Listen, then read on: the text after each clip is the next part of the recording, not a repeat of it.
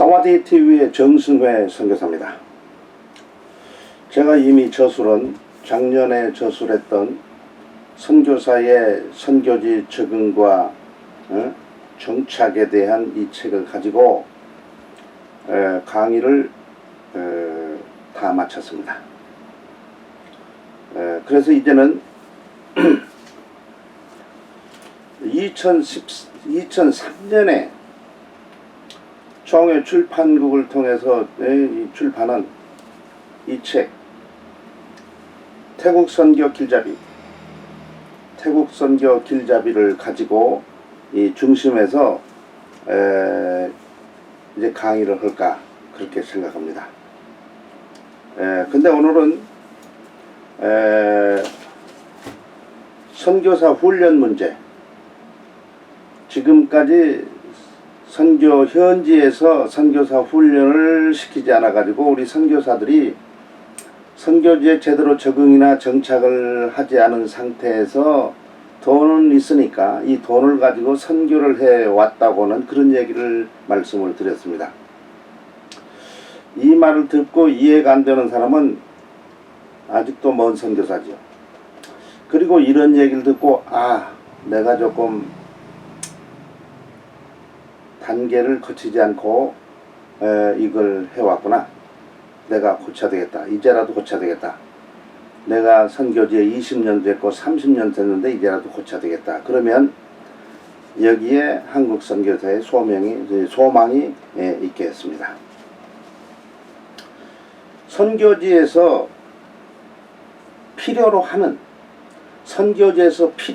한국에서의 선교 훈련, 이 말씀을 오늘 드리려고 합니다. 한국 교회가, 한국 선교 단체들이 선교사를 파송하기 전에 선교사 훈련이라는 걸 시킵니다.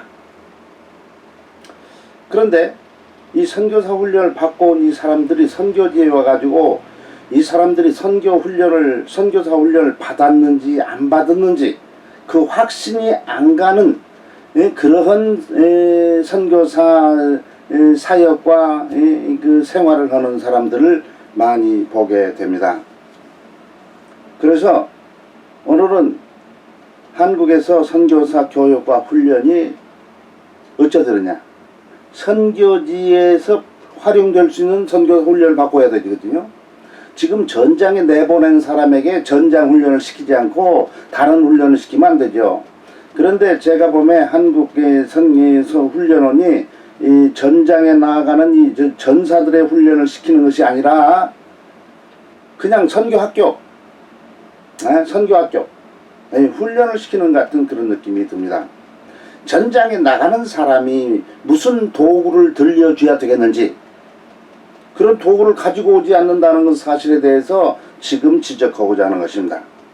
제가 오늘 말씀은 세 가지로 큰 제목을 정했습니다. 첫째, 선교사 소명과 주후원교회 선정. 둘째, 한국에서의 선교사 훈련. 셋째, 선교지에서의 수용단체와 긴밀한 협의. 이것은 바로 한국에서 선교사 훈련을 받을 때 전부 이루었어야 되는 일을 지금을 말씀드리려고 합니다. 선교사 소명, 그리고 주후원교회. 하나님께서 나를 선교사로 선택한 것이고, 그리고 교회는 하나님의 선택을 받은 이 선교사들을 후원하는 또 하나의 단체가 되는 것입니다. 그 다음에 이것이 아니고 선교지에 가면 선교지에 있는 교단, 선교단체, 교단, 이것이 바로 또 중요한 것이죠. 그래서 하나님 편, 교회, 한국교회 편, 그 다음에 선교지 편, 이 3자가 일치가 되어서 일을 진행해야 선교사의 사역이 제대로 갈 수 있다는 사실이죠. 선교사 소명을 말할 때에 그냥 선교사 소명, 어떤 사람은 선교사 소명 자체도 몰라요.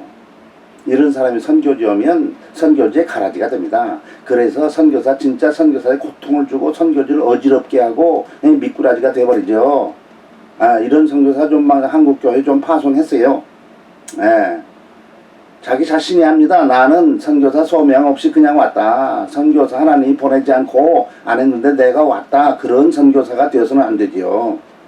더군다나 선교사 소명은 어느 나라, 어느 민족, 어느 나라, 어느 민족까지 구체적으로 하나님께 소명을 받아야 되는 거지. 그냥 내가 선교사로 외국에 나가서 어느 곳에 가든지 만병통치약을 사용하는 것 같은 그런 짓을 하면 안 돼요. 선교사가 어느 지역, 어느 민족, 어느 국가의 소명을 받고 그 나라와 그 민족을 위해서 죽을 수 있는 선교사가 되어야 바로 제대로 선교사역을 감당할 수 있겠습니다.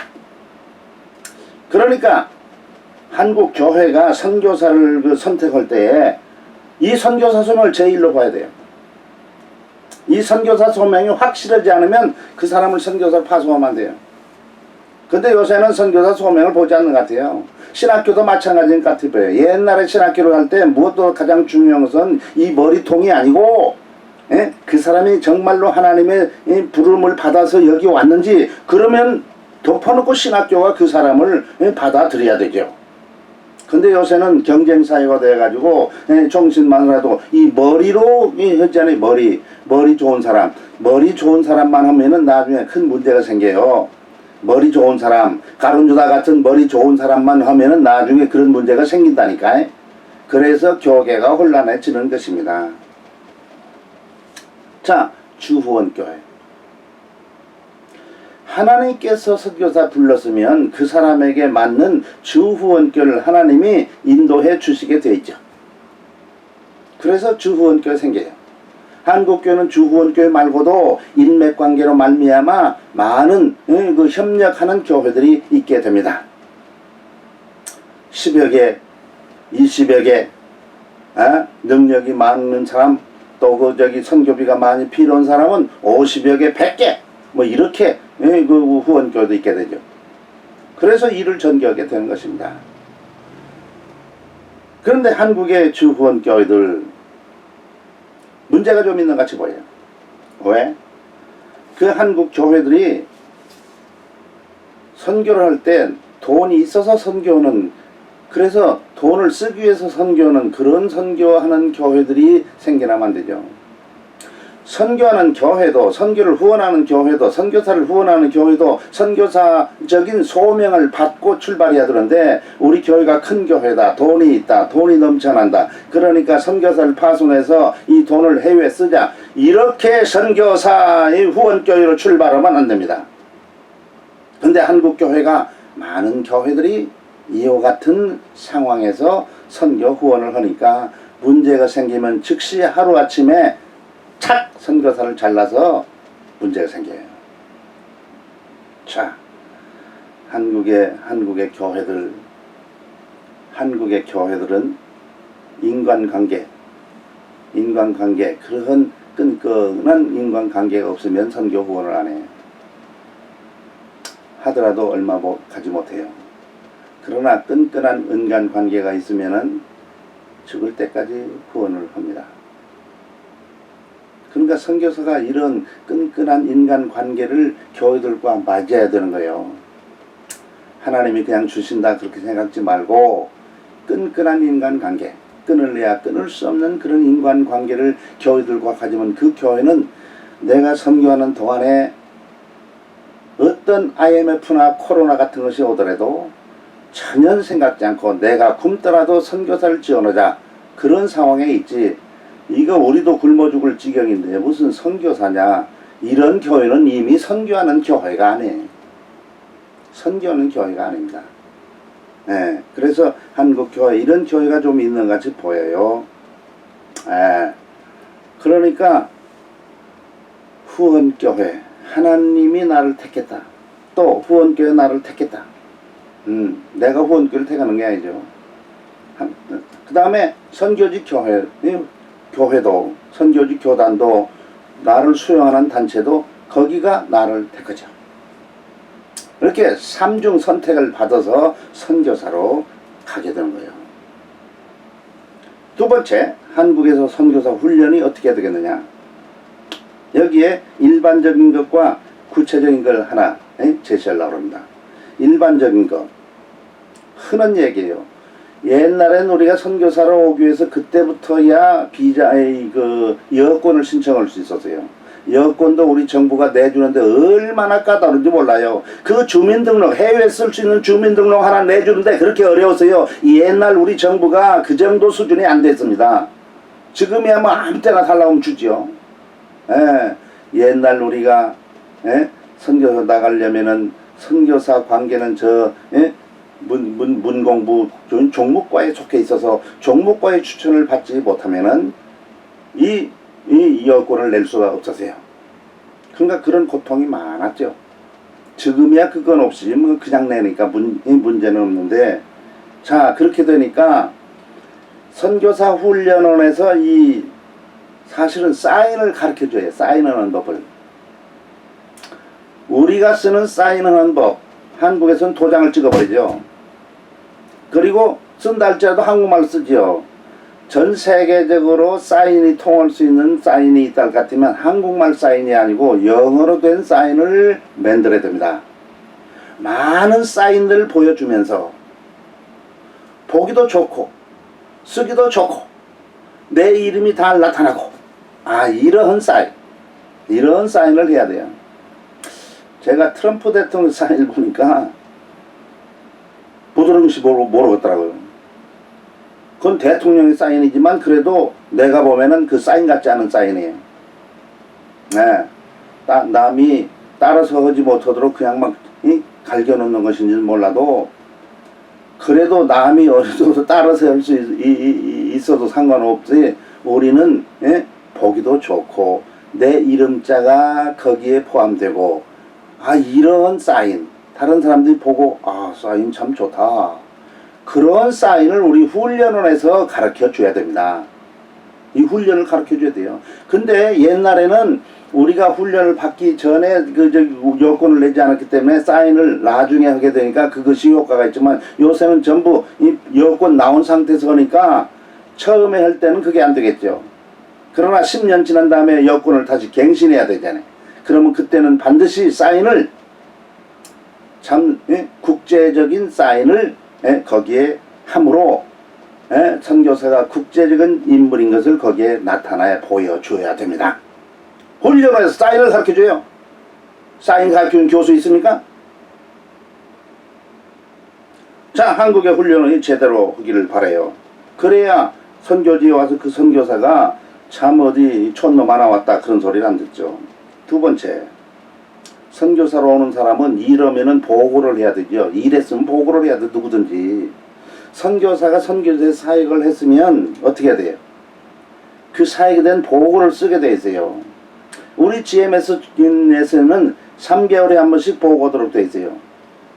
저는 우리 태국에 있는 우리 선교부 요원들에게 한 달에 한 번씩 선교 보고서를 내라. 선교 편지가 아니고 선교 보고서예요. 한국 사람들은 정이 많으니까 선교 보고서를 보면 흥미가 없어요. 왜? 정과 정으로 통해야 되니까. 행정사무로 통하지 않고 정과 정으로 통해야 되니까 선교 편지. 그래서 대부분의 선교사들이 선교 편지. 그래서 선교 보고가 아니고 선교 편지. 그러니까 선교 보고라기보다는 후원자들의 마음을 움직이는 정으로 움직이는 그런 선교 보고서를 보내고 있어요. 근데 사실은 선교 보고를 별도로 하고 선교 편지를 별도로 해야 돼요. 선교 보고는 행정적인 사무예요. 여기에 선교 보고에 정이 들어가면 안 됩니다. 근데 우리 선교가 어렵지 않아요. 그러니까 또 후원교회 지원을 또 받아야 되잖아요. 그러니까 뭐냐, 선교 보고 형식으로 정도 들어가서 후원자들의 주머니도 탐내고, 그리고 현지 사정도 말하고. 근데 사실은 현지 사정 많이 없어요. 선교 편지는 선교 사정이 선교지의 상황이 많이 없게 되죠, 자동적으로. 자, 선교 보고서. 한국에서 선교사 훈련시키는 선교 훈련원이 바로 선교 보고서 가르치는 보고서 쓰는 법을 제대로 가르쳐야 돼요. 선배 선교사의 그 보고서를 여러 사람 걸 갖다 보여주고, 네가 마음에 맞는 너하고 질이 같은 그런 선교사, 그런 스타일의 선교 보고를 할 수 있도록. 이 선교 보고는 선교 역사가 되는 거예요. 역사가 되도록 선교 보고를 써야 돼. 그러니까 선교 보고서는 뭐예요? 육하 원칙에 의해서 써줘야 돼요. 태국 같은 경우는 그 사람들의 이름이 별명들을 다 가지고 있어요. 하나씩. 이름이 기니까 이름을 길게 안 불러. 게을러가지고 이름 안 불고 짧게 불러요. 그러니까 무슨 새 이름, 꽃 이름, 뭐 여러 가지 이름이요. 그런데 보고서는 절대 그런 별명으로 써서는 안 돼요. 선교 보고서는 행정적인 서류입니다. 그러니까 별명으로 쓰면 안 되죠. 별명을 쓰지 말고 진짜 그 사람의 이름, 성씨까지 써도 되지만 성씨는 안 써도 되지만 이름을 확실히 써야 돼요. 육하원칙 설명할 필요 없죠. 육하원칙에 의해서 그 보고서를 작성해 봐야 됩니다.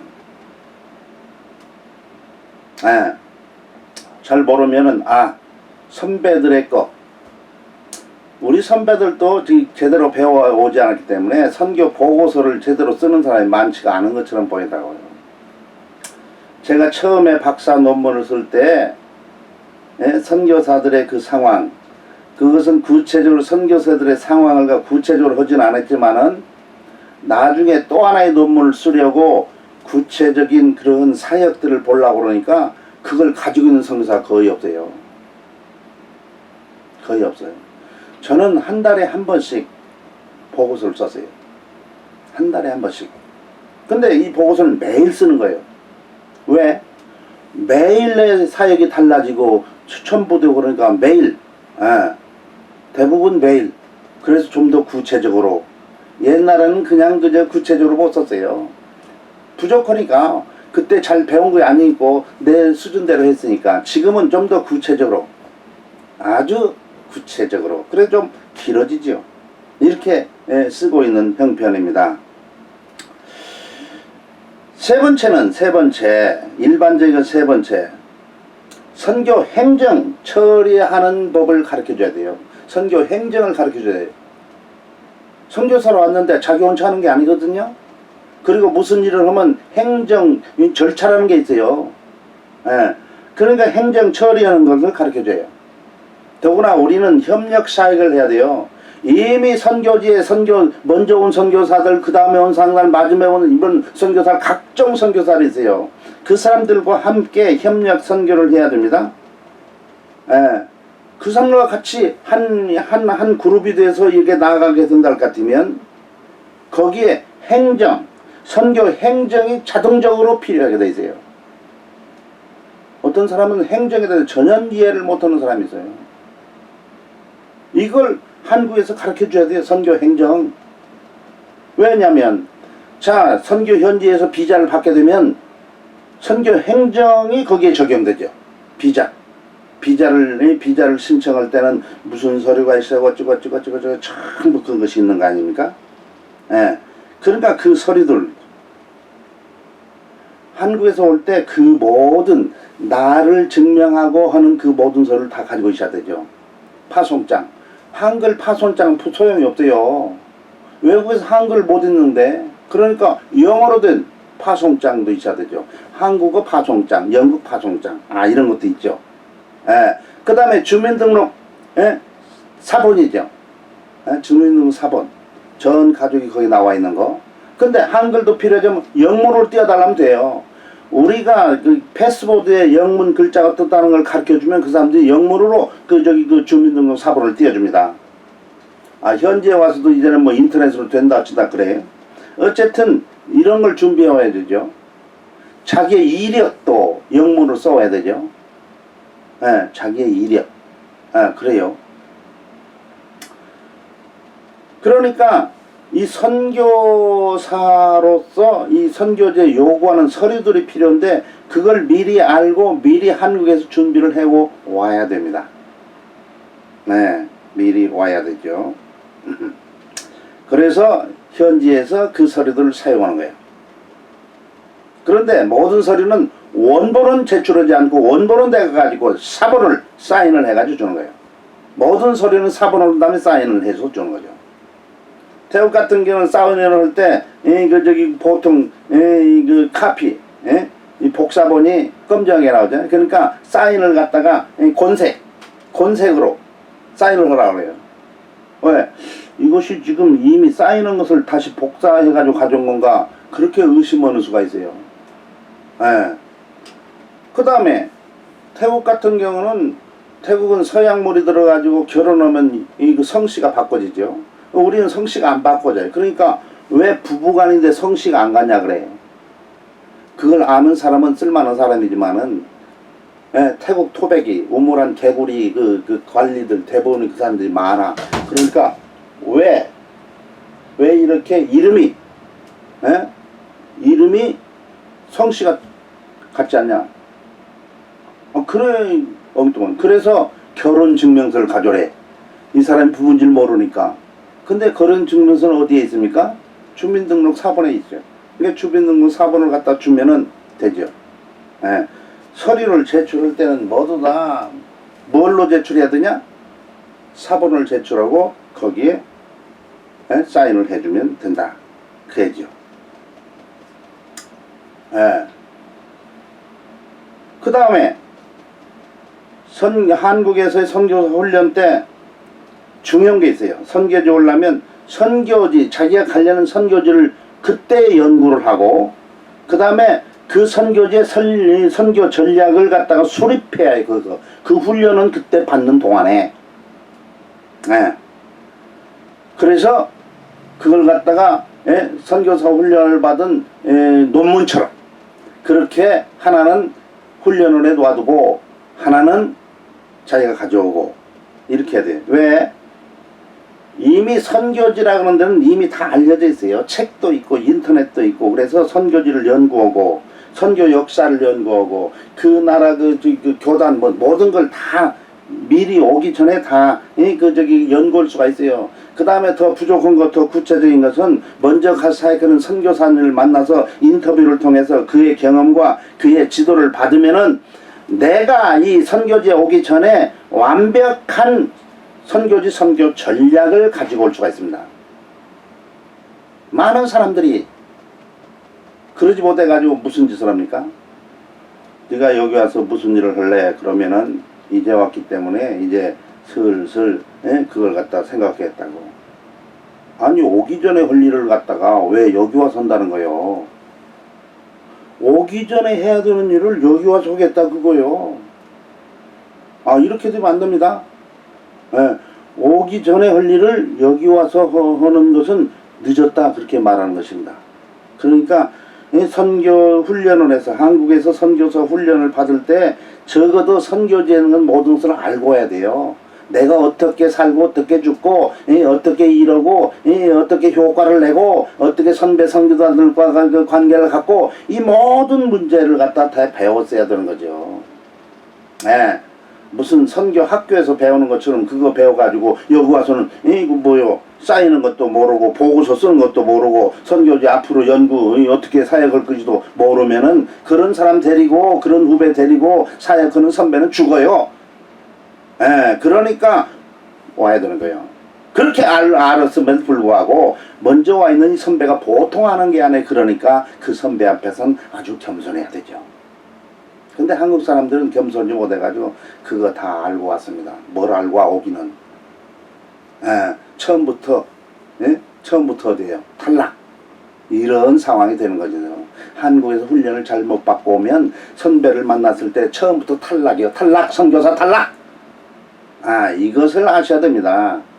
그러니까 선교사 훈련을 잘못 시켜가지고 보내니까 선교를 시작하기 전에 벌써 탈락. 저는 그런 선교사를 많이 봤어요. 많이 봤어요. 자, 세 번째 큰 것입니다. 세 번째. 처음에는 선교사 소명과 주후원교회. 두 번째는 선교사 훈련. 선교사 훈련에도 일반적인 것, 특별히 선교지 연구, 선교 전략. 이건 책자로 만드는 게 논문 쓰는 것처럼 책자로 만들어라 그랬어요. 세 번째는 선교제 수행단체. 선교제 오면은 독불로 이르는 게 아닙니다. 선배도 있고 거기에는 수용단체. 현지 교회와 교단들이 다 있습니다. 그 사람들과 같이 해야 돼요. 우리는 뭐 독단적으로 무릉도원 뭐 이런 사역을 해서는 안 되죠. 그 사람들이 원하는 그 사역을 해줘야 되기 때문에 예? 한국교회 규현을 가지고 와서 그 사람들이 필요한 것을 그 사람들에게 제공해 줄 수 있는 사람이에요. 그러니까 어때요? 사실은 오기 전부터 이 가야 되는 이 단체, 교단, 수용단체 이 사람들과 긴밀한 협의를 계속 가져야 돼요. 그래서 그 사람들을 바르게 이해를 해야 돼요. 이 사람들이 누구다. 이 사람들이 원하는 게 뭐다. 예, 이런 걸 다 알아야 돼요. 그거 알기 위해서는 어떻게 돼요? 현지 선교사의 말을 잘 들으면 되죠. 예, 선교사가 하는 말을 갖다가 깊이 듣고 그 다음에 현지 교단이 어떻게 생겼는지 선교 정책이 어떤지 선교대에 대해서 어떻게 활용하고 있는지 이런 것들을 갖다가 잘 보고 거기에 제대로 적응할 수 있는 그게요. 한국식으로 그 사람들 상대하면 안 되는 것입니다. 안 되죠. 그러니까 우리는 어쨌든지 그런 것을 생각해서 우리가 한국의 선교 훈련을 제대로 시켜주시오. 한국교회 간곡히 부탁하는 것은 한국 선교사들을 선교를 파송할 때 선교 훈련을 제대로 좀 시켜주시오. 한국교회식으로 시키지 말고 전장에서 필요한 도구들을 들려주는 선교 현장에서 싸움터에서 선교 전쟁터에서 즉시 필요한 그런 도구들을 들려주는 그런 선교 교육과 훈련을 선교사들에게 시켜서 보내달라는 간곡한 부탁을 드리는 것입니다. 오늘 좀 재미있었습니까? 사와디TV의 정승을 선교사였습니다. 감사합니다.